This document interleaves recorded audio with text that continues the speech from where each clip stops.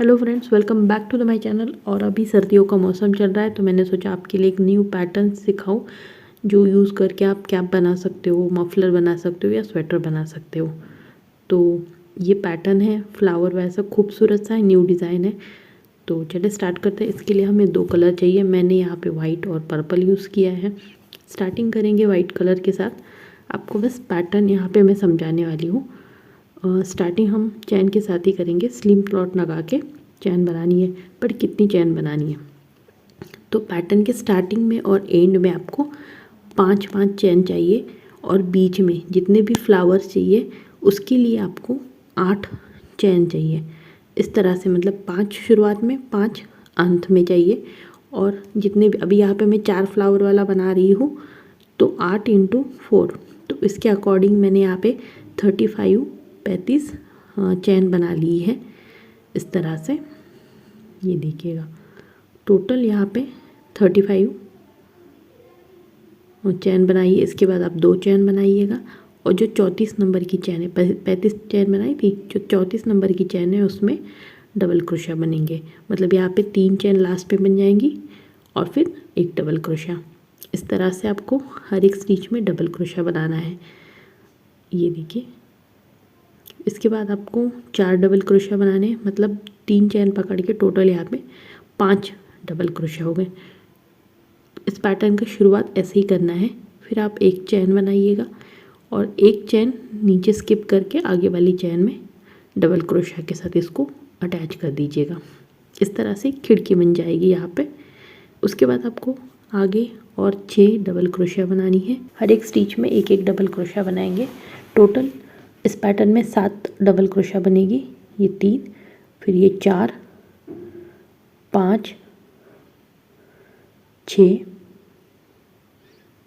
और 7। 7, 3 और 3 6 और लास्ट में और एक 7।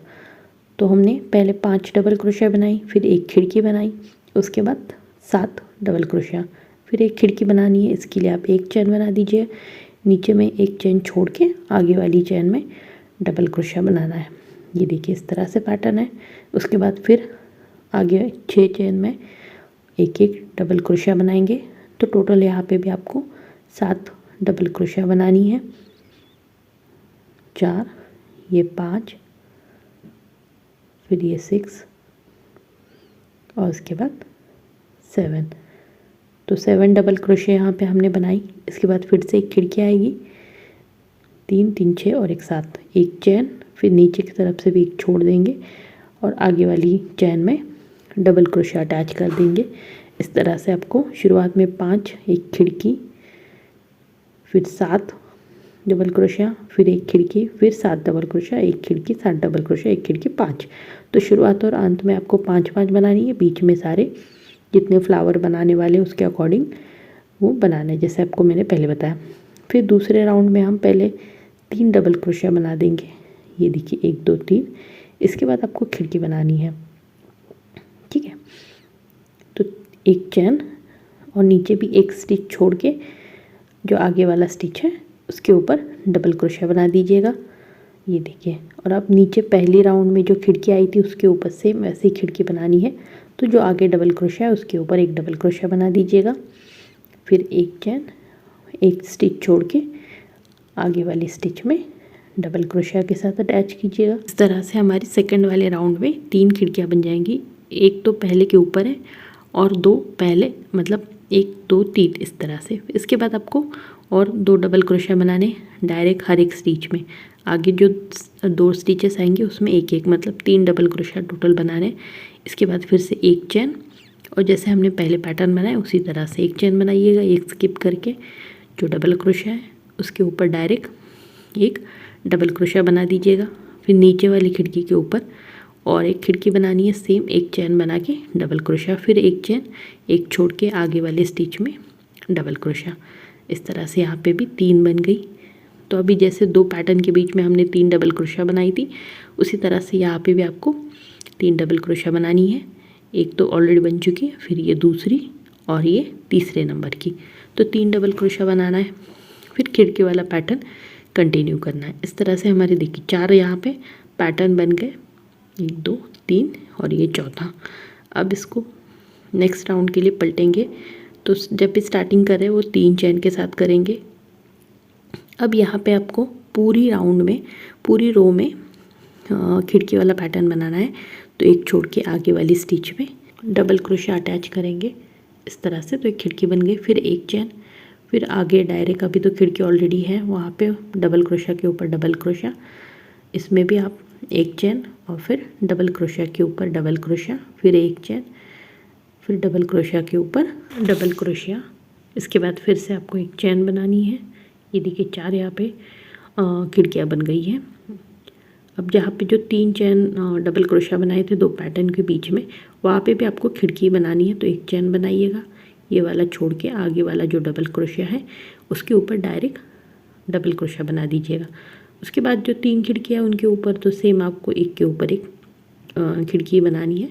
जो डबल क्रोशा है उसके ऊपर डबल क्रोशा ही आएगा, बस एक डबल क्रोशा के बाद एक चेन बनानी है और फिर आगे वाले के ऊपर सेम बनाना है।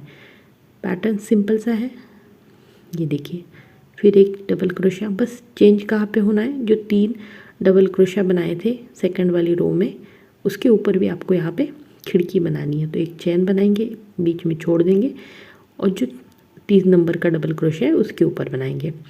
इस तरह से पूरी रो में आपको सिर्फ खिड़कियाँ बनानी है।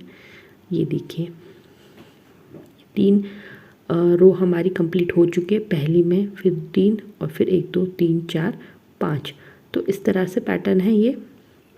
अब हम यहाँ से धागा चेंज करेंगे। ये अपने अकॉर्डिंग आप कम ज़्यादा कर सकते हो। यहाँ पे मैं एक सैम्पल बता रही हूँ आपको। अगर आप कैप बनाना चाहते हो तो मिनिमम आपको 10 पैटर्न ऐसे बनाने पड़ेंगे छोटे बच्चों के लिए। बड़े के लिए 12 से 14 बना सकते हैं आप। और जो मफलर बनाना है तो वो अपने अकॉर्डिंग सेम साइज़ रखिए, बस लंबाई उसकी बढ़ा सकते हैं। यहाँ से अभी कलर चेंज करूँगी।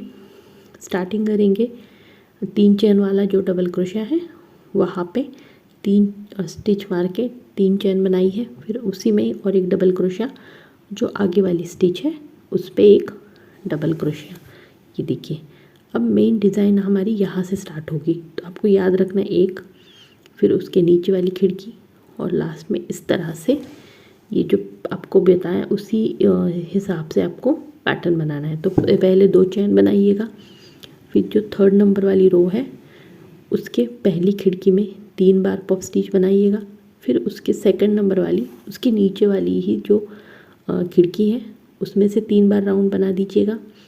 और जो फर्स्ट वाला रो था हमारा जिसमें एक ही खिड़की है उसको आपको 4 बार पफ स्टिचेस बनानी है इस तरह से।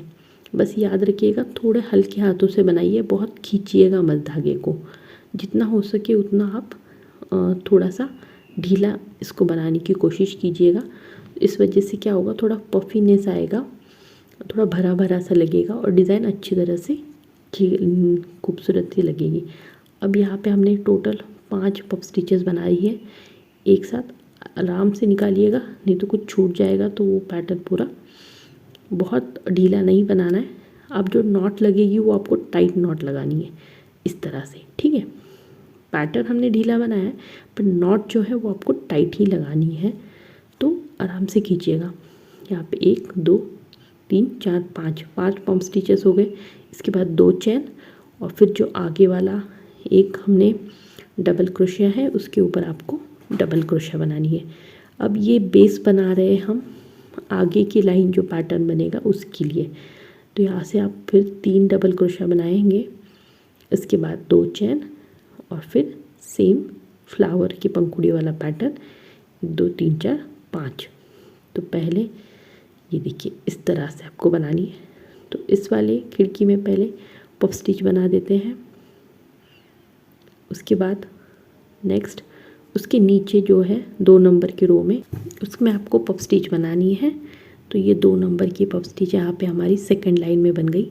और जो 1st नंबर की रो है उसमें आपको जो एक खिड़की हमने बनाई थी उसी में ही आपको पफ स्टिच बनानी है। बस जो सेंटर वाली जो 1st रो में बनने वाली पफ स्टिच है वो 4 बार राउंड लेंगे। बाकी जो पफ स्टिच हम बना रहे हैं दोनों साइड से 2-2 उसमें हम 3 राउंड लेंगे, ठीक है। और फिर उसी के ऊपर तीसरी रो में जो खिड़की है उसमें से पफ स्टिच बना देंगे। देखिए इस तरह से 5 बन गए। आराम से खींचिएगा, कहीं छूट ना जाए एक आधा धागा, बट टाइट नॉट लगाइएगा, ढीली नॉट मत लगाइएगा, नहीं तो पूरा पैटर्न वो ढीला हो जाएगा और वो अच्छी तरह से शेप नहीं लेगा। इसी तरह से पूरी रो कंप्लीट कर दीजिएगा। ये देखिए, इसके बाद नेक्स्ट पैटर्न के लिए क्या आपको बेस बनाना है, सेम धागे के साथ बना रही हूँ। 3 चेन के साथ पैटर्न को स्टार्ट करेंगे। आगे वाली स्टिच में अभी आपको डबल क्रोशा बनानी है। याद रखिएगा जैसे हमने पहला रो बनाया था उसी तरह से पैटर्न से अभी ये वाला रो बनेगा। ठीक है, तो 1 2 3 पहले हमने स्टार्टिंग कितनी की थी, 5 डबल क्रोशा के साथ की थी। तो याद रखिए यहाँ पे भी आपको 5 डबल क्रोशा, 3 तो बन गई।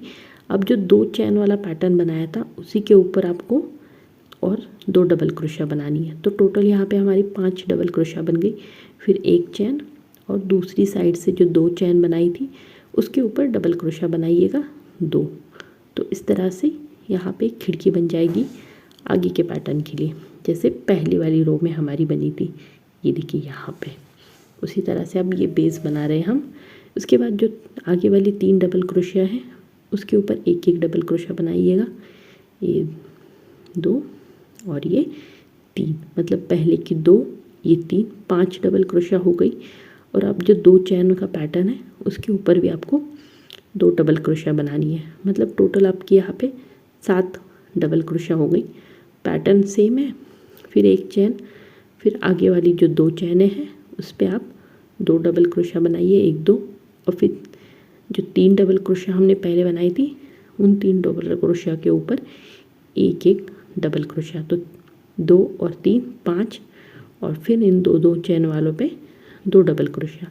तो टोटल यहाँ पे हमारी 7 डबल क्रोशा हो जाएंगी। इसके बाद आपको 1 चैन बनानी है और आगे उसी तरह से पैटर्न फॉलो करना है। ये देखिए जैसे पहले रो हमारी बनी थी सेम उसी तरह से ये रो बनेगी। उसी तरह से आपकी जो सेकंड रो हमने बनाई थी अब यहाँ पे भी सेकंड रो उसी तरह से बनेगी। एक बार फिर बता देती हूँ, पहले 3 डबल क्रोशिया, फिर एक खिड़की बनाएंगे, 1 चैन, 1 स्टिच छोड़ के आगे वाले में, फिर 1 चैन, पहली वाली खिड़की तो है उसके ऊपर डायरेक्ट दूसरी खिड़की बनानी है, फिर 1 चैन, 1 स्टिच छोड़ के आगे वाली स्टिच में डबल क्रोशिया। तो यहाँ पे वह 3 खिड़कियाँ बन गई। अब 3 डबल क्रोशिया, तो एक ऑलरेडी बन चुका है, फिर ये दूसरा और ये तीसरा, 3 डबल क्रोशिया हो गए। फिर 1 चैन, फिर यहाँ पे एक खिड़की, फिर 1 चैन, फिर डबल क्रोशिया के ऊपर डायरेक्ट डबल क्रोशिया, 1 चैन, 1 स्टिच छोड़ के आगे वाली स्टिच में डबल क्रोशिया। उसके बाद आगे वाली जो 2 डबल क्रोशिया है उसमें 1 डबल क्रोशिया बनानी है। इस तरह से ये हमारी सेकेंड रो बनी। अब थर्ड रो तो आपको पता ही है, सिंपल सी है, बस जैसे हर एक ये बनानी है, बस खिड़की बनानी है, उसी तरह से आप थर्ड रो बना दीजिए, पहले जो वाइट कलर के साथ बनाई है। अब वाइट कलर के साथ भी आपको मैं एक बार पंखुड़ी वाला पैटर्न बता देती हूँ। तो स्टार्टिंग करेंगे, नया धागा अटैच कर देंगे स्लिप नॉट के साथ, फिर 2 चैन, और उसी में जो खिड़की बनी है उसी में ही आपको 1 डबल क्रोशिया बनाना है। ये देखिए, तो ये 2 और डबल क्रोशिया के ऊपर तीसरा, तो 3 डबल क्रोशिया यहाँ पे हमारे बन गए।